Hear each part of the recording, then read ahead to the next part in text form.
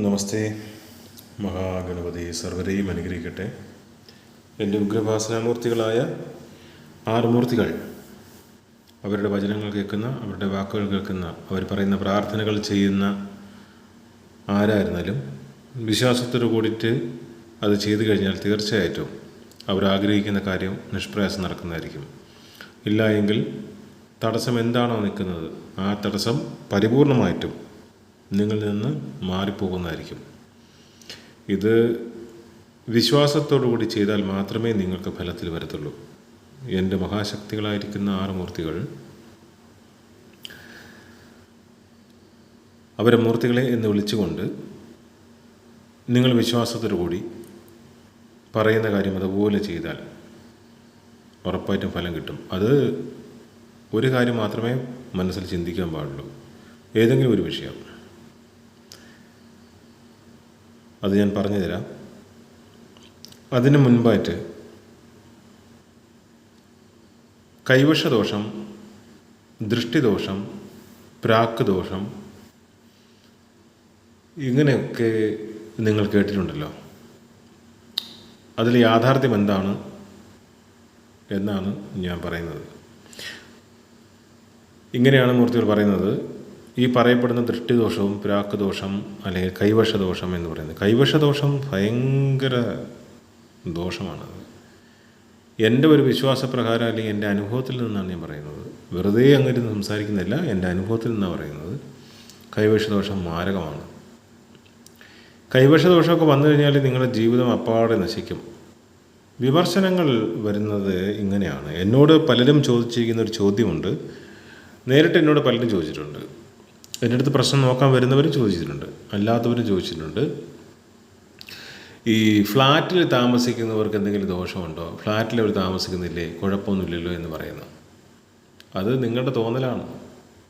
നിങ്ങൾ ഫ്ലാറ്റിൽ താമസിച്ചിട്ടില്ല, അതുകൊണ്ടാണ് നിങ്ങൾ പറയുന്നത്. ഫ്ലാറ്റിൽ താമസിക്കുന്നവർക്ക് പലതരത്തിലുള്ള ബുദ്ധിമുട്ടുകളുണ്ടാവും. എല്ലാവർക്കും ഉണ്ടാവണമെന്നല്ല പറയുന്നത്. നമ്മളൊരു വീട്ടിൽ താമസിക്കുന്ന പോലെ തന്നെയാണ് അത്. ഒരു മുറി നമ്മൾ വാടകയ്ക്ക് എടുക്കുന്ന ഒരു മുറി, ഒരു ദിവസത്തേക്ക് ഒരു മുറി നമ്മൾ വാടകയ്ക്ക് എടുക്കുകയാണ്. അത് ഒരുപക്ഷെ ഇത് കേൾക്കുന്ന പലർക്കും അനുഭവമുള്ള കാര്യമാണ്. ഈ വാടകയ്ക്ക് എടുക്കുന്ന മുറിയിൽ നമ്മൾ കിടക്കുന്ന ഒരു രാത്രിയിൽ കിടക്കുമ്പം അവിടെ ഏതെങ്കിലും തരത്തിലുള്ള ബുദ്ധിമുട്ടുള്ള അതായത് വാസ്തുശാസ്ത്രപ്രകാരമുള്ള കാര്യമാണ് ഞാനിപ്പോൾ സംസാരിക്കുന്നത്. അങ്ങനെ ശാസ്ത്രത്തിന് എതിരായിട്ട് നിൽക്കുന്ന ഒരു കെട്ടിടമാണെങ്കിൽ അത് ഒരു മുറിയിൽ താമസിച്ചാലും അതിൻ്റെ ബുദ്ധിമുട്ട് അവർക്കുണ്ടാവും. അത് തീർച്ചയായിട്ടും ഒന്നുകിൽ ഉറക്കം നല്ലതായിരിക്കില്ല, അല്ലെങ്കിൽ മറ്റേതെങ്കിലും ഒരു ബുദ്ധിമുട്ട് അവർക്കുണ്ടാവും, തീർച്ചയായിട്ടും ഉണ്ടാവും. ഇനി രണ്ടാമത്തെ കാര്യം എന്ന് പറഞ്ഞാൽ ഫ്ലാറ്റിനെ കുറിച്ച് പറയുകയാണെങ്കിൽ എല്ലാ ഫ്ലാറ്റിലും താമസിക്കുന്നവർക്ക് എല്ലാം ഒരുപോലെ ആകണമെന്നില്ല. കാരണം ചില ആൾക്കാർ ഈ ഫ്ലാറ്റ് നിർമ്മിച്ചാലും വീട് നിർമ്മിച്ചാലും കൃത്യമായി അത് ശാസ്ത്രം നോക്കി അത് സ്ഥാനനിർണ്ണയം കറക്റ്റായിട്ട് ചെയ്ത് തന്നെയാണ് എല്ലാവരും ആ കെട്ടിടം പണിയുന്നത്. അവിടെയാണ് ചില ഫ്ലാറ്റിൽ താമസിക്കുമ്പോഴത്തേക്ക് ഗുണമുണ്ടാകുന്നതും ചില ഫ്ലാറ്റിൽ താമസിക്കുമ്പോൾ ദോഷമുണ്ടാകുന്നതും. അത് ഏറ്റവും കൂടുതൽ ശ്രദ്ധിക്കാതെ പോകുന്നൊരു കാര്യമുണ്ട്. സിനിമാ മേഖലയിൽ പ്രവർത്തിക്കുന്നവർക്ക് അത് ഏറ്റവും കൂടുതൽ ബാധിക്കുന്നുണ്ട്. ബിസിനസ്സുകാർക്ക് ബാധിക്കുന്നുണ്ട്. കലാപരമായിട്ട് നിൽക്കുന്ന ആൾക്കാർക്ക് അത് ബാധിക്കുന്നുണ്ട്. കാരണം എന്ന് പറഞ്ഞാൽ അവർ ഒരു പക്ഷേ ശ്രദ്ധിക്കാത്തതിൻ്റെ കാരണം അവർ ശ്രദ്ധിക്കും. സാമ്പത്തികപരമായിട്ട് നല്ല ഇതിൽ നിൽക്കുമ്പോഴത്തേക്ക് ഒരു ഉദാഹരണം, സിനിമയിൽ തന്നെ സാമ്പത്തികമായിട്ട് കുഴപ്പമില്ലാതെ നിൽക്കുന്ന ഒരാൾ, അല്ലെങ്കിൽ സിനിമകൾ 2-3 സിനിമകൾ കിട്ടുകയോ അല്ലെങ്കിൽ അത് വിജയിക്കുകയൊക്കെ ചെയ്തിട്ടുണ്ടെങ്കിൽ സമയത്ത് ഇവർ ഒരു പക്ഷേ വീട്ടിൽ നിന്ന് അവർ ഫ്ലാറ്റിലേക്കായിരിക്കും മാറുന്നത് അവരുടെ സൗകര്യത്തിനായിട്ട്. അപ്പോൾ ആ ഗെറ്റപ്പിനും സൗകര്യത്തിനും വേണ്ടി ഒരു ഫ്ലാറ്റിലേക്ക് മാറി, ആ ഫ്ലാറ്റിലേക്ക് മാറിയതിന് ശേഷം അവരുടെ സിനിമകൾ പരാജയപ്പെടും. അവർ പലതരത്തിലുള്ള ബുദ്ധിമുട്ടുകൾ അനുഭവിക്കണം. അവർ ആരോപണങ്ങൾക്ക് വിധേയമാകും. പലതരത്തിൽ അവർക്ക് പരാജയം, അതായത് അവർ മനസ്സിൽ പോലും ചിന്തിക്കാത്ത കാര്യങ്ങൾക്ക് പരാജയം ഉണ്ടാവുക, പ്രശ്നങ്ങളെ നേരിടേണ്ടി വരിക, ഇതൊക്കെ ഇതിൽ വരുന്നതാണ്. അവർ ശ്രദ്ധിക്കാത്തതെന്ന് പറഞ്ഞാൽ അവരുടെ കയ്യിൽ പണം ഉണ്ടെങ്കിൽ ശ്രദ്ധിക്കത്തില്ല, അവർക്കും പ്രശ്നമാണ്. ഇത് ഇവർ പോയിട്ട് ഏതെങ്കിലും ജ്യോതിഷന്മാരുടെ അടുത്ത് പോയി ചോദിച്ച് അവർ പറയില്ലേ, അവർ പറയുന്നെങ്കിലും പ്രശ്നമാണ് എന്ന് പറയും. പക്ഷേ യഥാർത്ഥത്തിൽ അങ്ങനെയല്ല. ഇതിപ്പോൾ വീടായിരുന്നാലും പോലും അങ്ങനെ തന്നെയാണ്. സാമ്പത്തികമായിട്ട് നമ്മളെ പരാജയത്തിലേക്ക് കൊണ്ടുപോകും. അത് ശാസ്ത്രത്തിൽ തന്നെ ചെയ്യണം. ഈ സിനിമാ മേഖലയിൽ തന്നെ നമ്മൾ എടുത്തു കഴിഞ്ഞാൽ സാധാരണഗതിയിൽ നമ്മളൊക്കെ ചിന്തിക്കുന്നത് സിനിമാ മേഖലയിൽ ഭയങ്കര നല്ല സെറ്റപ്പാണ്. ഒന്നുമല്ല. ഇത് യഥാർത്ഥം എന്ന് പറഞ്ഞാൽ സിനിമയിലാണ് ഏറ്റവും കൂടുതൽ മന്ത്രവാദവും ദുർമന്ത്രവാദവും നടക്കുന്നത് സിനിമാ മേഖലയിലാണ്. അതിനെക്കുറിച്ച് ഞാൻ പിന്നെ പറയാം. ഞാനിപ്പോൾ അതിനല്ല സംസാരിക്കേണ്ട വിഷയം എന്ന് പറയുന്നത്, നമ്മുടെ ഈ വാക്ക് കേൾക്കുന്ന എല്ലാവരോടും ഞാൻ അഭ്യർത്ഥിക്കുന്നു, എൻ്റെ മൂർത്തികൾ, എൻ്റെ 6 ശക്തികളാണ്. 6 മൂർത്തികൾ നിങ്ങൾക്ക് പറഞ്ഞു തരുന്ന കാര്യം അതുപോലെ ചെയ്തു കഴിഞ്ഞാൽ തീർച്ചയായിട്ടും നിങ്ങൾക്ക് ഉദ്ദേശിക്കുന്ന കാര്യം നടക്കും, അല്ലെങ്കിൽ തടസ്സങ്ങൾ മാറിക്കിട്ടുന്നതായിരിക്കും. അത് എന്താണ് ചെയ്യേണ്ടതെന്ന് പറഞ്ഞാൽ, എപ്രകാരം എന്ന് പറഞ്ഞാൽ, ഇവിടെ വരുന്നവരോടും ഞാൻ പറയുന്ന അതേ കാര്യം തന്നെയാണ് നിങ്ങളോടും പറയുന്നത്. നിങ്ങൾ പ്രാർത്ഥിക്കേണ്ടുന്ന വിധം എന്ന് പറയുന്നത് 6 രൂപ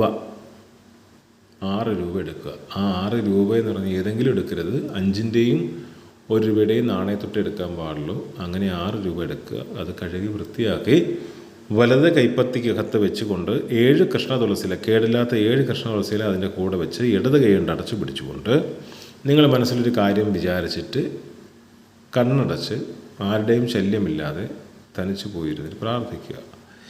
പ്രാർത്ഥിക്കേണ്ടുന്ന സമയം എന്ന് പറയുന്നത് ഒന്നുകിൽ രാവിലെ 7 മണിക്ക് മുൻപായിട്ട് പ്രാർത്ഥിക്കുക, അതായത് 6-നും 7-നും ഇടയിൽ പ്രാർത്ഥിക്കുക. അതല്ല എന്നുണ്ടെങ്കിൽ വൈകുന്നേരം 7:30 മുതൽ 8:30 വരെ സമയമുണ്ട്. ഈ സമയത്താണ് പ്രാർത്ഥിക്കേണ്ടത്. എന്തെന്നാൽ ഈ സമയത്തിൽ മൂർത്തികളുടെ പൂജ നടക്കുന്ന സമയമാണ്. അപ്പോൾ നിങ്ങൾ പ്രാർത്ഥിച്ചു കഴിഞ്ഞാൽ ഉറപ്പായിട്ടും അതിനുള്ള ഫലം കിട്ടും. അപ്പോൾ നിങ്ങൾ എന്താ ചെയ്യേണ്ടതെന്ന് പറഞ്ഞാൽ, ഈ നാണയത്തൊട്ട് ഇതുപോലെ കയ്യിൽ വെച്ചുകൊണ്ട് മൂർത്തികളെ എന്ന് വിളിക്കുക. മനസ്സിൽ മൂർത്തികളെ എന്ന് വിളിച്ചിട്ട് പേര്, നക്ഷത്രവും വയസ്സും പറയുക. അതിനുശേഷം നിങ്ങളുടെ ആവശ്യം എന്താണോ ആ ആവശ്യം പറയുക, സങ്കടം പറയുക. ഇത് നിങ്ങൾ വിശ്വാസത്തോടു കൂടി ചെയ്യുകയാണെങ്കിൽ തീർച്ചയായിട്ടും നിങ്ങൾക്ക് ഫലം കിട്ടും, ഉറപ്പായിട്ടും ഫലം കിട്ടും. ഇനി ഈ കാലത്തും ഇങ്ങനെയൊക്കെ ഉണ്ടോ എന്ന് വിമർശന ബുദ്ധിയോടുകൂടി ചോദിക്കുന്നവർക്കുള്ള മറുപടി ഞാൻ അടുത്ത വീഡിയോയിൽ തരാം. ഇപ്പം അങ്ങനെ ചിന്തിക്കുന്നവർക്ക് വേണ്ടിയിട്ടല്ല ഞാനിത് സംസാരിക്കുന്നത്. ഒരുപാട് കഷ്ടത അനുഭവിക്കുന്ന, ഒരുപാട് പ്രയാസം അനുഭവിക്കുന്ന, എന്തെങ്കിലും ഒരു മാർഗം കിട്ടണേ എന്ന് ആഗ്രഹിക്കുന്ന, ദൈവത്തിനോട് നന്നായി പ്രാർത്ഥിക്കുന്നവർക്ക് വേണ്ടിയിട്ട്, അത് 10 പേരാണെങ്കിൽ ആ 10 പേർക്ക് വേണ്ടിയിട്ടാണ് ഞാൻ പ്രാർത്ഥിക്കുന്നത്. ഒരു 100 പേരെടുത്താൽ അതിനകത്തൊരു 10 പേര് ദൈവത്തിനോട് കൂറ് പുലർത്തിക്കൊണ്ട് ദൈവത്തിനെ ഭജിക്കുന്നവരുണ്ടെങ്കിൽ ആ 10 പേർക്ക് വേണ്ടിയാണ് ഞാൻ പ്രാർത്ഥിക്കുന്നത്, അവർക്ക് വേണ്ടിയാണ് സംസാരിക്കുന്നത്. അവരിത് കേൾക്കുക, ഇത് ചെയ്യുക. എൻ്റെ ആ മൂർത്തികൾ തീർച്ചയായിട്ടും നിങ്ങളെ സഹായിക്കും, ഒരു സംശയം വേണ്ട. അങ്ങനെ നിങ്ങൾ ചെയ്തിട്ട് നിങ്ങൾക്ക് ഉണ്ടാകുന്ന അനുഭവം തീർച്ചയായിട്ടും എന്നെ അറിയിക്കണം. നിങ്ങൾ മെസ്സേജ് ഇടണം, നിങ്ങൾ അറിയിക്കണം. ഒപ്പം നിങ്ങളുടെ ബന്ധുക്കൾക്കോ അടുത്തുള്ളവർക്കോ ഇത് നിങ്ങൾ ഷെയർ ചെയ്ത് കൊടുക്കണം. നിങ്ങൾ പറഞ്ഞു കൊടുക്കണം, ഇങ്ങനെയാണ്, ഇങ്ങനെ ചെയ്യുക എന്ന് നിങ്ങൾ പറഞ്ഞ് മനസ്സിലാക്കി കൊടുക്കുക. നിങ്ങൾ വഴി ഇപ്രകാരം ഒരാൾക്ക് ഉപദേശം കൊടുത്ത് നിങ്ങൾ വഴി അവർ ചെയ്ത് അതവർക്കൊരു മാറ്റമുണ്ടായാൽ നല്ലതല്ലേ? അപ്പോൾ ഇതെല്ലാം കൃത്യമായിട്ട് ചെയ്യുക. എൻ്റെ 6 മൂർത്തികൾ തീർച്ചയായിട്ടും നിങ്ങളെല്ലാവരും അനുഗ്രഹിക്കട്ടെ. ഇത് കേട്ടുകൊണ്ടിരിക്കുന്ന എല്ലാവർക്കും വേണ്ടി ഞാൻ പ്രാർത്ഥിക്കുന്നു. എല്ലാവരെയും അനുഗ്രഹിക്കട്ടെ.